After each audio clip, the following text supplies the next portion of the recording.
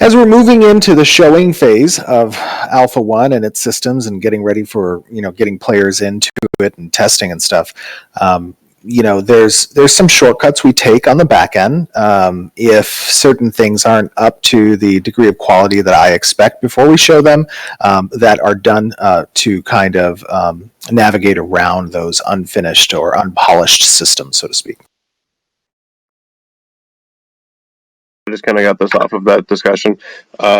With even changing citizenships, then, is there going to be some manner, I'm probably thinking either like a gold sink to limit the economy to bring down and control that, or would it be like an XP sink to, if someone joins your node, that node's decay gets kind of delayed because of the boost in the person now joining as a citizen? No, that would kind of be... oops, I'm getting feedback there. That would kind of be counterintuitive to the whole, player agency aspect. There are going to be scalable effects that come into play, not as necessarily a hard stop, so to speak, but more as a lever that we use that also makes common sense in the game design as well. And one of those systems is taxation rates. The taxation rate that gets applied to certain activities that players may encounter within a node do scale up higher based on your citizenship when you join the node as a citizen. So those become more expensive, and that's kind of like a soft cap, so to speak, on how we intend to test controlling population. Again, our idea is not necessarily to control in a capital C sense the population of a node, but more so just an incentive-based kind of system, whether through disincentivizing or incentivizing. Stephen, another thing that came up was, the gathering. We saw that you gathered some wood from the village. Yeah. So are you going to be doing both gathering, like in terms of the open world and sort of picking up from a village? And will there be any difference in quality, so to speak, for crafting? So materials have qualities associated with them, and I know a large component of that influence, I think, came from Jeff Bard's time on Star Wars Galaxies and the crafting system that was present there from a rarity standpoint with regards to materials.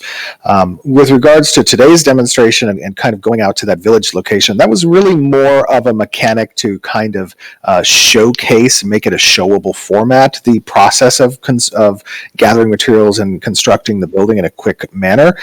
In reality, when you think about how players are going to be collecting resources and contributing those collected resources to a public works project, that's going to follow more of the open world gatherable system, where you're going to find rare minerals and or ores, and those are going to be contributable resources to public works projects. And based on the rarity of those minerals, ores, woods, or materials, basically, will determine your contribution level to the public works project. Hold on, give me 1 second.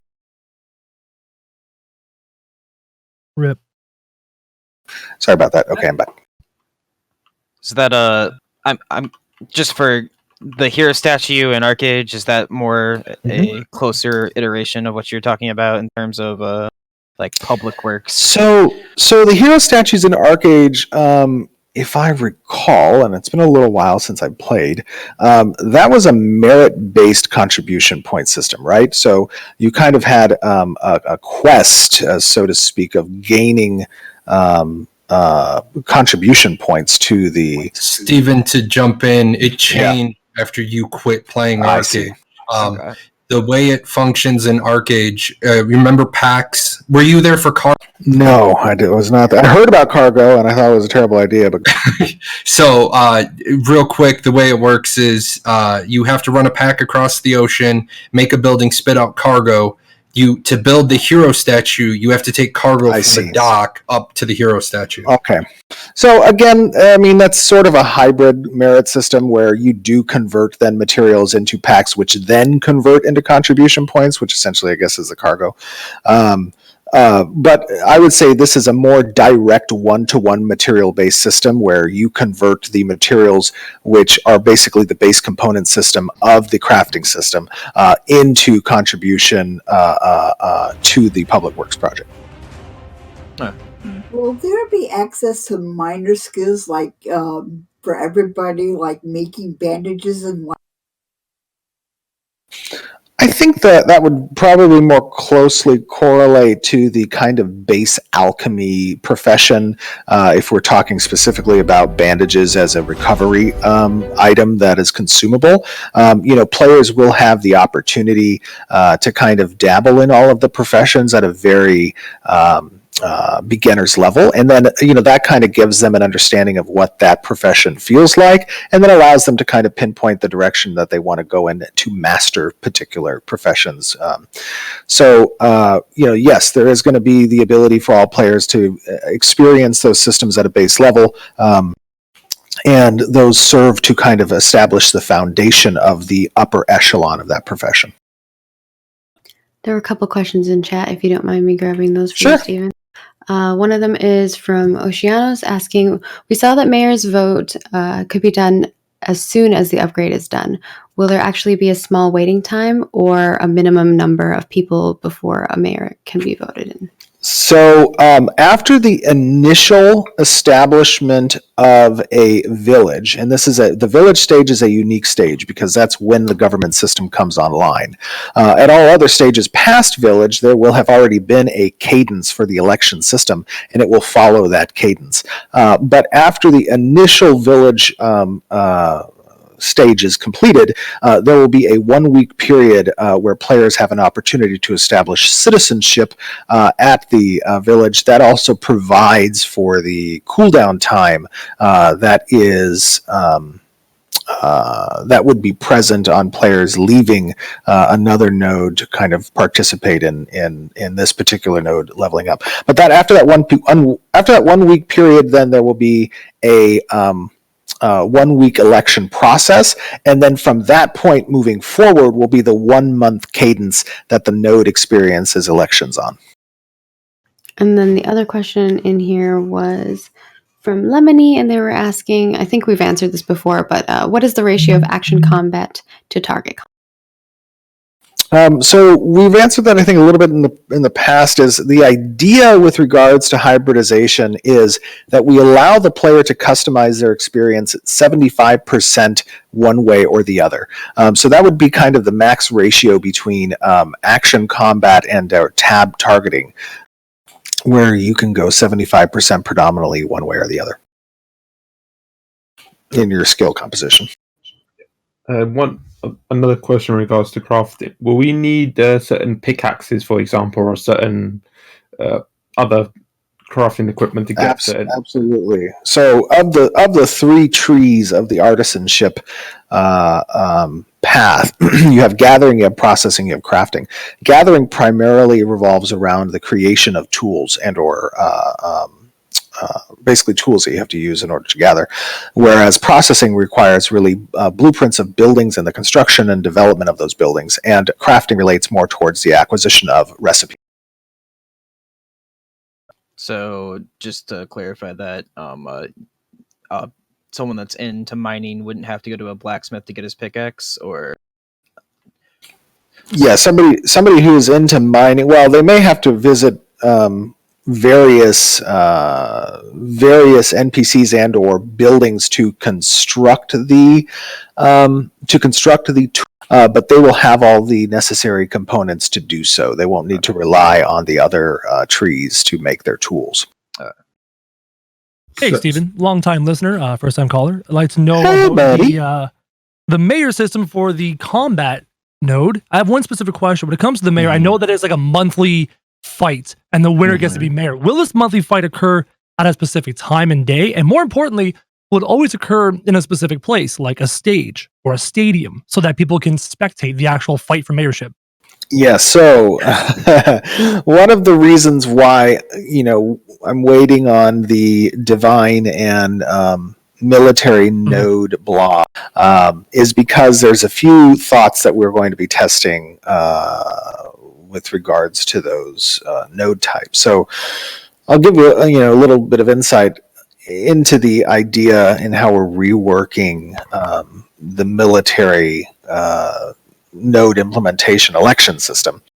The idea was had that instead of having you as a player with your class and gear directly combat with other players for mayorship in the military node system, we're going to be testing potentially the idea of instead having a champion that each citizen within the military node who wishes to participate in the election system, they will have a champion that they will be able to deck out with certain gear and or skills to face other people's champions in an arena type battle system.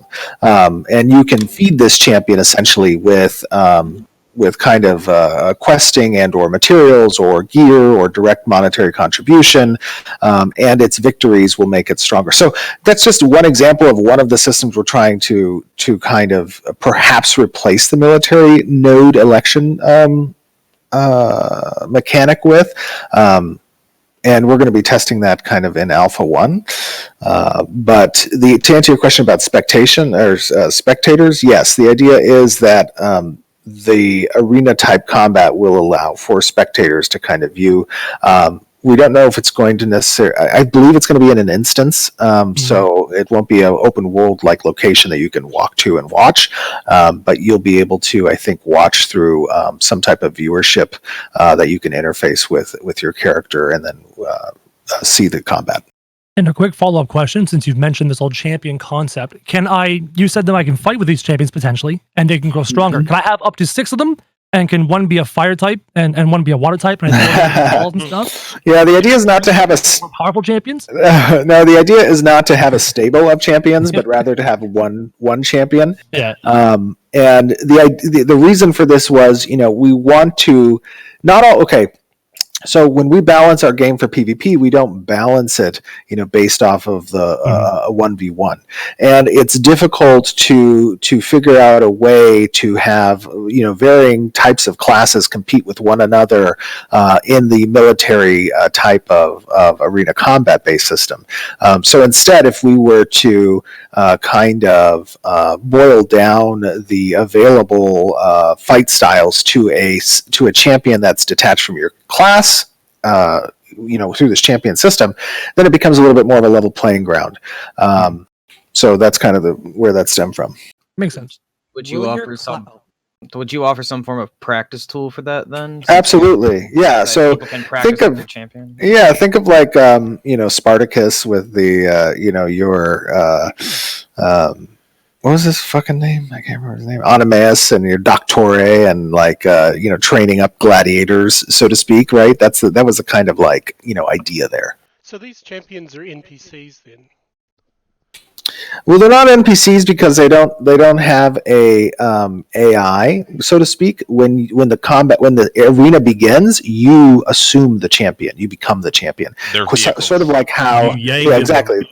So exactly, sort of how our monster coin system works, right? Our monster coin has technology and logic where you become the monster. Well, this is just another quote unquote monster, except it's one that you're building out, you're kitting out to fight.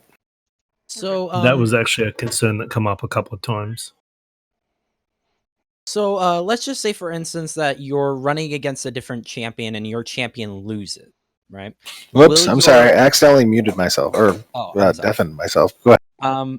So let's just say that you're having this fight and your champion loses. Will your champion be lost forever, or could you maybe heal them up and wait for the next election? Yeah, they participate in a number of combat scenarios, and it's going to be a record. It would be a record based ascension.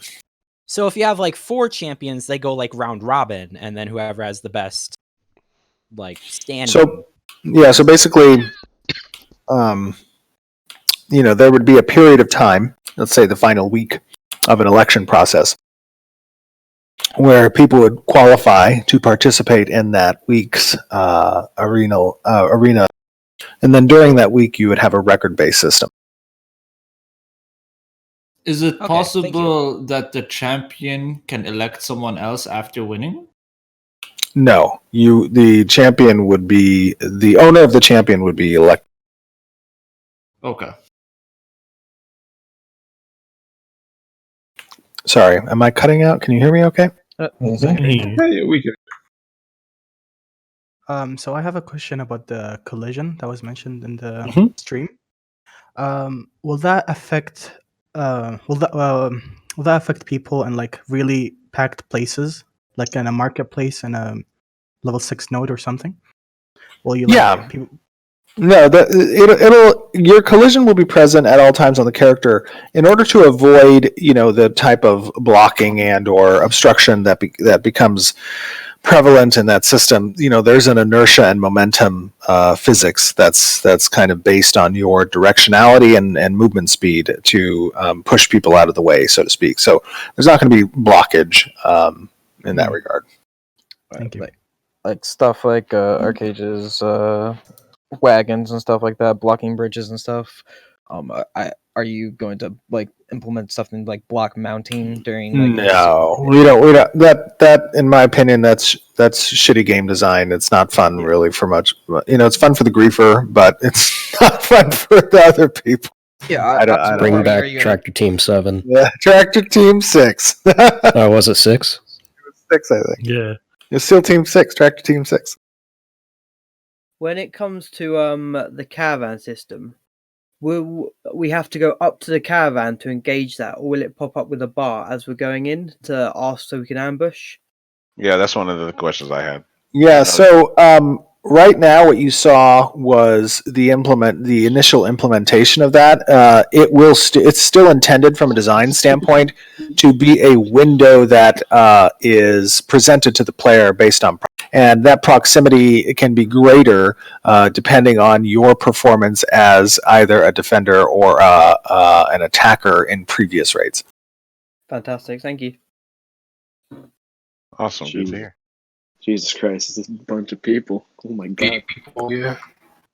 There was one other question. I think some people want to understand how the actual cleric class is going to work, because some people are thinking it seemed a bit OP. I don't know. Just clarification, because there's a lot of people asking getting a misunderstanding how the cleric is actually going to be, like how you designed it. Well, I mean, when we design classes, even though we have at the center of our class design essentially the Holy Trinity, which I know can be polarizing game design for some players. I think that's a solid system, and with the added torque of did I say twerk? I mean tweak, not twerk.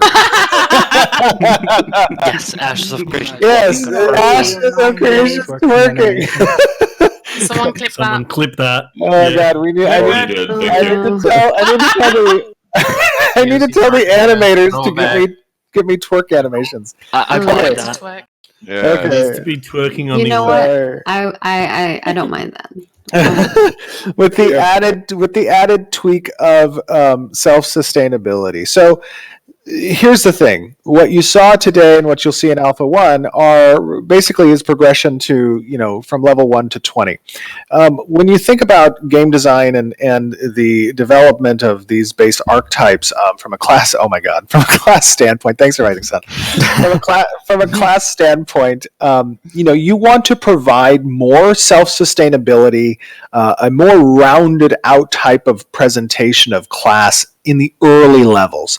As you get higher level, you begin to fine tune what the focus of the class is based on where it falls into the Holy Trinity. So in levels 1 through 20, what you see of a cleric today, right, that's going to have a better rounded access to DPS skills, to support skills, to tanking skills, right? And then as it levels up to the highest level, that's when it really starts to excel and shine within one of those three categories more so. And you probably experience that, in the games that you've played, you have a well-rounded type of experience early on, and then you fine-tune that later. And that's also the reason, the reason why that's prevalent in Ashes of Creation is because at a later stage, you're going to have access to a secondary class. And based on your experiences early in the class's progression, where you got to feel what it's like to be more DPS-oriented skills or more support-oriented or more tanking-oriented, you get to make a more informed decision when choosing your secondary class. Did I enjoy being a more DPS-oriented cleric? If so, then I may want to go with one of the DPS-oriented secondary classes so that I can augment my primary skills in that direction and flirt the line a little bit between the traditional trinity. How difficult are you planning on making switching between those during like end game? Because obviously, when you're soloing, self-sustain and tankiness is important. But if I'm in a group setting, I might want just full DPS because that's my job. So the idea is that through skill management, you can reset your skill allocation, right? And that's relatively easy to do with your primary skills. So you can spec into different skills as the situation arises. From a secondary class standpoint, there will be a mechanic that allows to reselect secondary classes. That'll be a little bit more in-depth than the ease of reorienting your skill composition. You will never be able to change your archetype, your base archetype, your initial class. That's good to hear.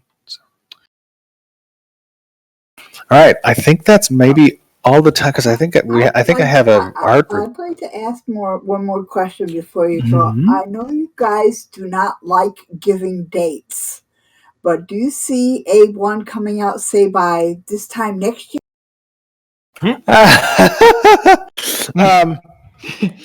Well, yes, I believe we have said that Alpha 1 will be coming out in 2020. Correct me if I'm wrong, Margaret. I think we revealed that. I hope I'm not leaking. That is correct. You did. Okay, good. In that scenario, then yes, I can affirm that we will be having Alpha 1 before this time. Sweet. December 31st. December 31st at 11:59 and 59. No, Write that down. Christmas Oh my God, you got the. I know, right? Nobody writes. It's like the joke that Jaylon had in his video where it's like, oh, he'll release the letter at like 11:59. Jaylon. Just have Let's it take that way out separate. of context. Just have it separate for Jaylon, the download and launch. You mean Alright, guys, Jalon, not Jaylon? No, it's just My art team. My art team is waiting for me to get into a review with them. So I hope you guys enjoyed today's stream. I really appreciate you guys. I have a selfish question.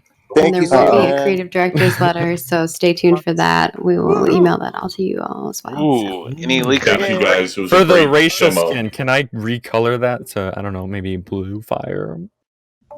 Unbelievable. All right, I gotta run. Thanks, guys. Bye.